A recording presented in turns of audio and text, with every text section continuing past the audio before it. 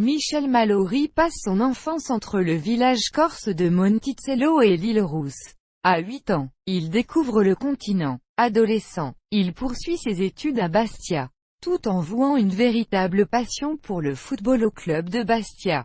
Il apprend la guitare en autodidacte à l'âge de 15 ans.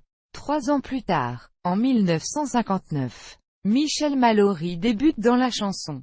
En passant dans des cabarets parisiens, il chante au Don Camillo à la Villa d'Este chez ma cousine à Montmartre. Élève à l'Institut d'optique, il fonde un groupe, les Bops. Il rencontre Paul Moria qui le produit chez Barclay pour quelques 45 tours dont Dring Dringou, la banane du Cameroun, composé avec Léo Missire et les Pantis sur un 45 tours Riviera. L'orchestre étant sous la direction de Pierre Dutour. Il participe ensuite à la première tournée de Claude François, passe à la Rose d'Or d'Antibes avec 100 000 raisons puis tourne à nouveau dans les cabarets, chez Patachou et la Tour Eiffel avec Alice Donna.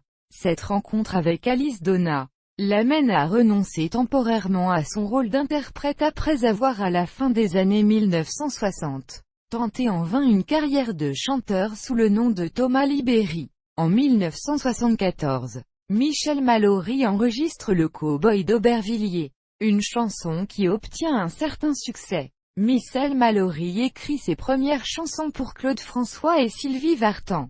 C'est le début d'une carrière d'auteur-compositeur qui le mènera à plus de 1000 chansons, enregistrées par de nombreux interprètes. Claude François, Sylvie Vartan, Tino Rossi, Gene Manson, Mireille Mathieu, Duo Dassin, Gérard Lenormand, Morte Schumann, Herbert Linard, Nicoletta, Daniel Guichard, Lynn Renaud, Alice Donna, Jean-Luc Lahaye, David Hallyday, Michel Sardou. En tant qu'U'-auteur, Michel Mallory est surtout connu, voire reconnu pour avoir été pendant 10 ans, le parolier attitré de Johnny Hallyday. En 2003, il participe à la Rose d'Or à l'Olympia.